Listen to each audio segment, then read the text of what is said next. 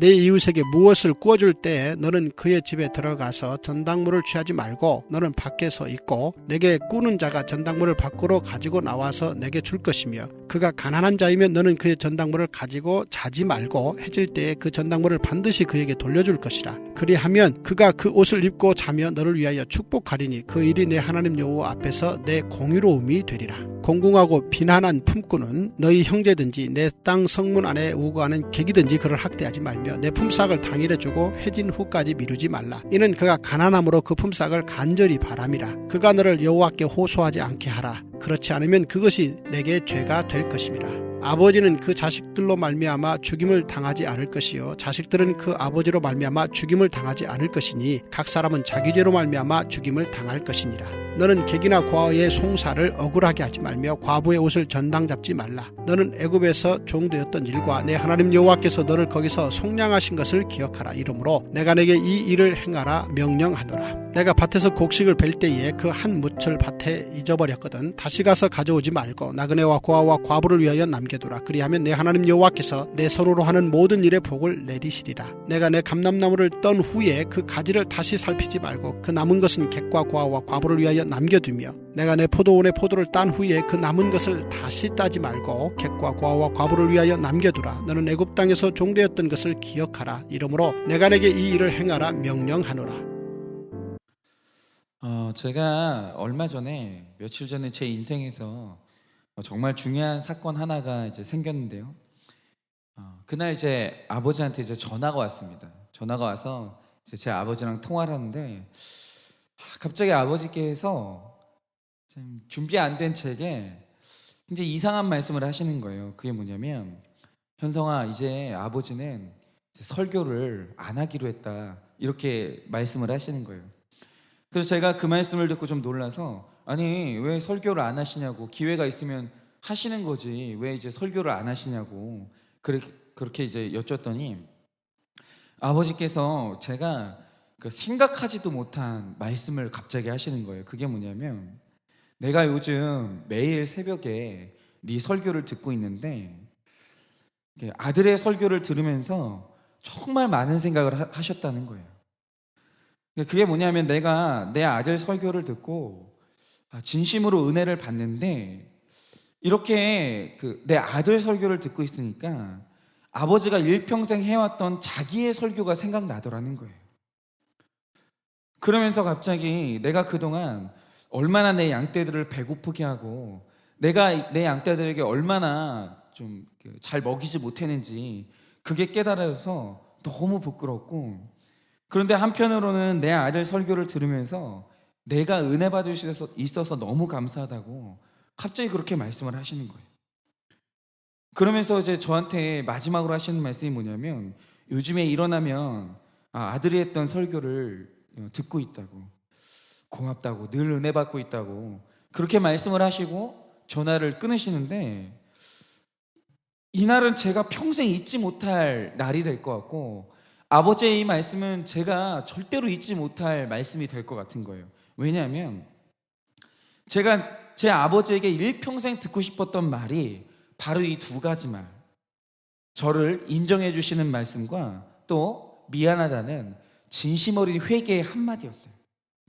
그런데 이제 그게 안 채워지니까 제가 말씀으로 아버지를 해석하고 제가 아버지 나이가 되면서 남자 대 남자로서 아버지를 이해하는 부분이 점점 많아졌는데도 불구하고 이상하게 이 아버지와 이제 화해하는 마지막 퍼즐이 완성이 안 되는 거예요. 왜냐하면 관계라는 것은 내가 일방적으로 노력한다고 되는 게 아니거든요. 언제나 이 관계는 쌍방이 오고 갈 때 완성이 되는 겁니다. 여러분 짝사랑은 사랑이 아닙니다. 왜냐하면 그건 일방적인 거기 때문에 사랑이 성립될 수가 없는 거예요. 사랑의 관계라는 것은 쌍방적인 거예요. 근데 저도 그렇거든요. 그러니까 저 혼자 원하고 저 혼자 노력했지 마지막 아버지께서 해주셔야 될 마지막 한 가지가 있었는데 그게 안 됐었던 거죠. 이제 아주 작은 것 하나라도 이 아버지의 응답이 있어야 그게 완성이 되는 건데 마지막까지 채워지지 않았던 제 인생에 일어나지 않을 거라고 생각했던 두 조각의 퍼즐, 아버지에게 인정받는 말 그리고 미안하다는 짧지만 진심 어린 회개의 말을 제가 나이 40이 돼서 비로소 들은 거예요. 그런데 그 말을 듣는 순간 끝내 완성되지 않았던 이 퍼즐 두 개가 완전히 이제 완성이 되면서 이상한 게 뭐냐면 제가 아무리 노력해도 제 마음에 아버지를 향한 작게 타오르던 혈기의 불씨가 있었거든요. 그런데 그냥 이 단 두 마디, 길게도 아니고 단 두 마디를 듣는 순간 아버지에 대한 숨겨진 원망이 그 불씨가 마침내 꺼지는 경험을 했어요. 이게 정말 이상한 경험이었습니다.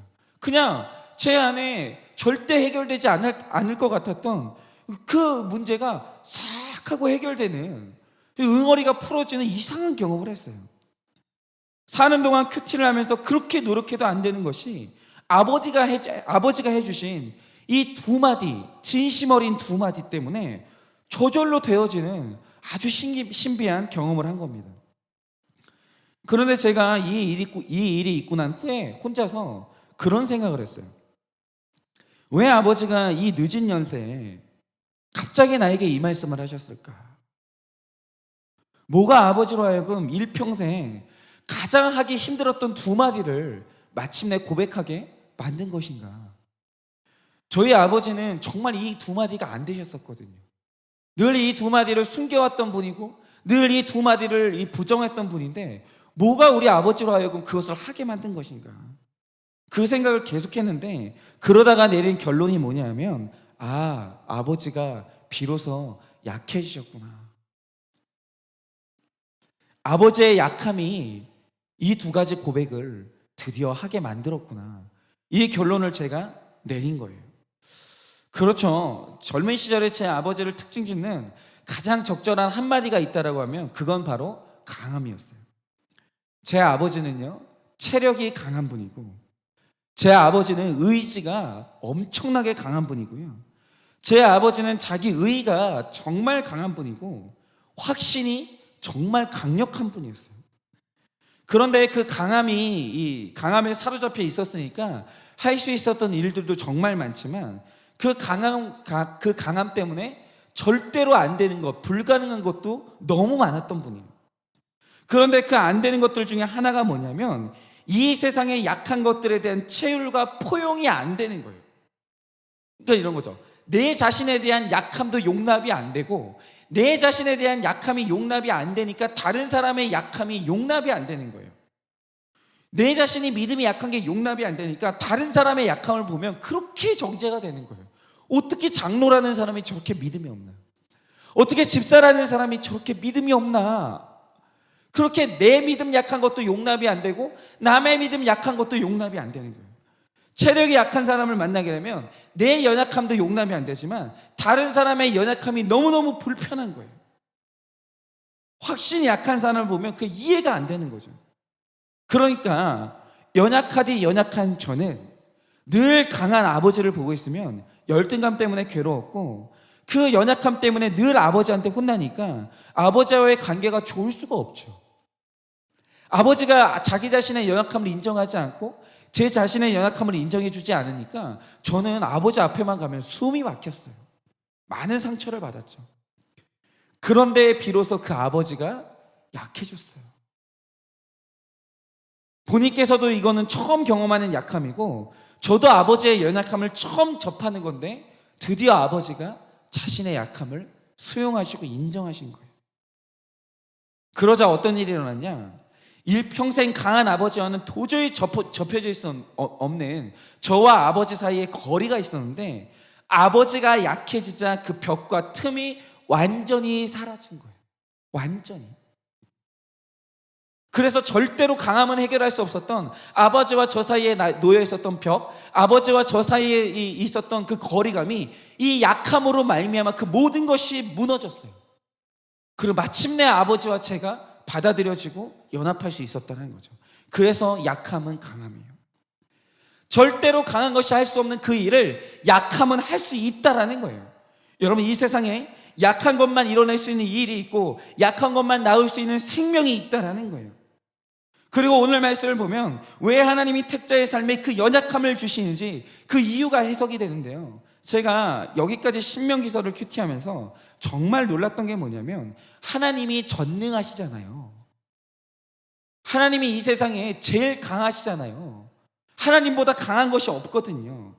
그리고 하나님은 안 되는 게 없으시잖아요. 그런데 제가 하나님이라는 분을 이제 이 신명기서에서 묵상하면서 정말 깨달았던 놀라운 신비가 뭐냐면, 어떻게 하나님이 약점이 없고 연약함이 없는 분이 어떻게 약자들이 느끼는 느끼는 그 느낌을 어떻게 정확하게 느끼시냐라는 거예요. 어떻게 그것에 대한 감수성이 있냐라는 거죠. 예를 들어서 제가 제일 놀란 게 뭐냐면 여성들을 대하시는 하나님의 태도예요. 여러분, 이 당시 고대 근동사회에서 여자는 남자에게 버림받으면 선택지가 딱 두 개밖에 없었어요. 하나는 창녀가 돼서 먹고 살거나 아니면 굶어 죽는 것. 이 두 가지 방법밖에 없었어요. 그러니까 내가 여자로서 내가 내 자존심을 지키고 싶다? 그러면 남자에게 버림받으면 굶어 죽어야 돼요. 그런데 굶어 죽을 자신이 없다라고 하면 반드시 몸을 팔아야 돼요. 그거 말고는 여자는 생존할 수 있는 방법이 없었어요. 그러니까 남자에게 있어서 여자는 전적으로 아쉬운 존재였고, 남자는 갑 중에 갑이었기 때문에 관계의 동등함이라는 건 있을 수 없었고, 언제나 남자는 이 여자를 마음껏 유린했고, 남자는 여자를 마음껏 무시했고, 남자는 여자를 마음껏 짓밟았어요. 여자의 사정 따위 남자에게 그런 감수성은 없었습니다. 언제나 남자에게 있어서 여자는 아주 값싼 자기 물건이었어요. 이렇게 약하면 나보다 강한 존재에게 유린당하는 거고 능멸당하는 거예요. 그런데 정말 이상한 건 뭐냐면, 그럼 세상에서 제일 강한 하나님이 우리를 유린해야 되잖아요. 세상에서 제일 강한 하나님이 약한 우리를 이용해야 되잖아요. 우리를 장난감 취급해야 될 것 같잖아요. 그런데 하나님이 연약한 우리들에게 그렇게 안 하시는 거예요. 그래서 이스라엘 땅, 하나님이 통치하시는 이스라엘 땅에서는 감히 여자를 함부로 버릴 수 없는 법이 존재했고, 보호해주는 남자가 없는 과부가 먹고 살 수 있는 복지제도가 존재했어요. 그들에 대한 하나님의 감수성이 있었어요. 그리고 누군가가 과부에게 잘해주면 하나님이 과부에게 잘해준 그 사람에게 친히 찾아가서 그에게 직접 복을 주시고 하나님이 그 사람을 그렇게 기뻐하셨어요. 어떻게 이럴 수가 있는가? 아니, 같은 땅에 사는 인간들끼리도 좀 더 강한 사람은 좀 더 약한 사람을 이해가 안 되는데, 그게 안 품어지는데 어떻게 하나님이 이럴 수가 있는가? 저는 그게 너무 신기한 거예요. 여러분, 그리고 더 신기한 게 뭔지 아세요? 13절을 보세요. 돈을 빌린 사람이 있어요. 오늘 말씀해 보면 돈을 빌린 사람이 있는데, 돈을 빌린 사람은 자신의 물건 중에 하나를 저당 잡고 돈을 빌려야 돼요. 전당물이 필요한 거죠. 그런데 만약에 그 전당물이 옷이라고 하죠. 그때 하나님께서 말씀하시는 게 뭔지 아세요? 그러면 저녁에는 그 사람한테 그 옷을 돌려주라는 거예요. 왜요? 이유가 뭐냐면 그 가난한 사람이 전당물 잡힐 게 없어서 옷을 전당물 잡혔는데, 그러면 밤에 잘 때 춥다는 거예요. 그게 이유예요. 밤에 옷 없는 사람이 밤에 잘 때 추우니까 반드시 돌려주라는 거예요. 여러분, 이게 하나님이 만드시는 법이에요. 이거 덕담이 아니에요. 법이에요. 여러분, 그리고 정말 가난한 일꾼이 있어요. 그러니까 어떤 사람이 그 사람을 그 일꾼으로 썼어요. 그러면 오늘 말씀에 나오는 하나님의 법이 뭡니까? 반드시 그날 돌려주라는 거예요. 돈을 주라는 거예요. 왜냐하면 그 사람은 그날 돈을 받지 못하면 그날 밤에 굶어야 된다는 거예요. 배고프다는 거예요. 그러니까 반드시 돈 주라는데 그게 하나님의 법이에요. 하나님이 이런 법을 만드는 거예요. 그 사회에서 가장 약한 자, 그 사회에서 가장 연약한 자들을 위한 법을 만드는 거예요. 그런데 세상의 연약한 자들을 위한 이런 법은 고대 근동뿐만 아니라 19세기 근대화된 유럽에서도 이런 법은 없었어요. 없었어요. 인간이 통치하는 세상에는 연약한 자들을 위하는 법이 없었어요. 그런데 어떻게 하나님이라는 분이 약한 자들에 대한 이런 섬세한 감수성이 있냐라는 거예요. 어떻게 하늘에 계신 분이 땅에 사는 약한 자들을 채울하실까? 그런데 아무리 생각을 해봐도 답은 딱 하나예요. 그건 뭐냐면 하늘에 계시는 그분이 땅에서 살아본 거예요. 그거 말고는 답이 없어요. 여러분, 그 자신이 추운 게 뭔지 직접 경험해 본 거예요. 그 자신이 그날 품삯을 받지 않으면 굶을 수밖에 없는 직업을 가져본 거예요. 실제로 내가 안 당해보면 도저히 알 수 없는데, 그가 약자들을 아시는 이유가 뭐냐면 그분이 살아봤고 당해봤고 겪어봤기 때문이에요. 그래서 성경에는 일일이 다 기록이 되어 있지 않지만 예수님께서 이 땅에 인간으로 살았던 기록들이 인간으로 살았던 경험이 우리가 생각하는 것보다 훨씬 더 많았던 거예요. 예를 들어서 이런 거죠.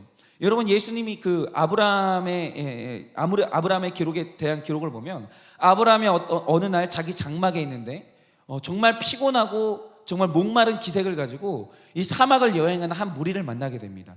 그런데 아브라함이 그들이 천사인 걸 알아차려요. 그런데 여기서 천사라는 것은 뭐냐면 그분이 바로 성육신하신 예수님인 걸 알아보는 거예요. 그런데 그러면 아브라함이 알아보기 전까지 예수님이 뭐라고 계셨던 거예요? 여러분, 그가 인간의 몸으로 사막을 걷는 경험을 하고 계셨던 거예요. 목마른 사막, 황량한 사막, 물이 없는 그 사막, 그리고 밤이 되면 추울 수밖에 없는 그 사막을 그가 걷는 경험을 하다가 아브라함을 만난 거예요. 어떤 기색으로요? 배고프고 피곤한 기색으로 아브라함을 만난 거예요. 여러분, 그건 연기가 아니었어요. 예수님이 이 땅에 친히 오셔서 성육신하기 이전에도 인간으로 사는 경험을, 그 연습을 날마다 하셨던 게 분명해요. 이게 바로 신비죠. 그러므로 이렇게 생각하시면 됩니다. 하나님의 하나님됨, 하나님의 완전하심, 하나님의 전능함을 완성하는 마지막 퍼즐이 뭐냐면 그건 전능함이 아니고 하나님의 연약함을 껴안으시는 거예요. 그분의 마지막 전능함을 완성하는 마지막 퍼즐은 뭐냐면 그가 껴안으신 자기 자신의 연약함이에요. 그가 연약함을 수용하자 마침내 그는 전능한 분이 되고 전지한 분이 되는 거예요. 그러나 연약함이 결여되면 그분은 완전한 하나님이 될 수 없고 전지한 하나님이 될 수 없고 그는 악한 하나님이 될 수밖에 없는 거예요. 그래서 하나님이 자기 자신뿐만 아니라 우리까지 완성시키기 위해서 주시는 게 뭐냐? 바로 그게 연약함이에요. 저는 이 본문을 통해서 애굽의 430년 노예 생활이 왜 필요했는지 드디어 해석이 됐는데요. 오늘 말씀을 보면 가난한 자, 노동자, 객, 고아, 과부를 세심히 돌보시라고 말을 합니다. 그런데 중요한 건 이거죠. 이스라엘 백성들이 그게 체율이 안 되고 동의가 안 되면 이게 될 수가 없는 거거든요. 그런데 하나님께서 이런 법을 만드시고 지키라는 거예요. 그런데 그렇게 말씀하시는 근거가 뭡니까? 18절과 22절에 기록된 것처럼 네가 그렇게 살아봤지 않냐라는 거예요. 너는 그 연약함을 알지 않냐라는 거예요. 여러분, 바로 이겁니다. 하나님이 이스라엘을 완전한 나라, 제사장 나라, 강한 자들만 껴안는 나라가 아니라 연약한 자들을 껴안는 나라, 강함이 뭔지만 아는 게 아니라 연약함도 뭔지 아는 완전한 나라로 삼으셨어요. 그런데 이스라엘이 그렇게 아름다운 제사장 나라, 완전한 제사장 나라가 되기 위해서 반드시 준비해야 될 게 뭐였냐? 노예로 살아보는 경험이었어요. 노예가 돼보는 경험이었어요. 430년 동안 약자의 서름, 약자의 슬픔, 약자의 배고픔을 배우니 그 나라가 약자까지 이해하는 완전한 나라가 된 거예요. 그래서 하나님 안에서 고난은 스펙이고 고난은 축복인 거예요. 여러분, 약해보지 않은 사람은 남의 고통이 전부 남의 일이에요. 내 일이 아니에요. 그런데 도무지 체율되지 않는 인간이 약함을 이해하는 완전한 사람이 되기 위해서는 반드시 내가 약해져야 돼요. 내가 내 안에 약함이 있으면 바로 그게 나를 완성시키는 마지막 퍼즐인 거예요. 그래서 약함은 나의 완성이고 약함은 나의 강함이 되는 거예요. 이게 하나님께서 우리 삶에 연약함을 주시는 이유예요. 여러분, 내 안에 약함을 수용할 때 그때서야 나는 완성되는 거예요. 여러분, 오늘 하나 여쭈고 싶은 게 있습니다. 여러분의 연약함은 무엇입니까? 그런데 여러분, 내가 내 연약함을 인정하지 못하고 내가 내 연약함을 수용하지 못하면 반드시 그 사람은 다른 사람의 연약함도 혐오하게 되어 있어요. 그러나 오늘 내가 내 연약함을 인정하고 내가 내 연약함을 해석하고 내가 내 연약함을 나의 일부로 온전히 받아들일 때 타인의 연약함을 온전히 수용할 수 있고 딱 내가 타인의 연약함을 수용하는 만큼 나의 세계는 넓어지고 완성되는 거예요. 그런데 그런 나의 인생을 완성시켜주는 마지막 퍼즐이 뭐냐? 그것이 바로 연약함이라는 거예요.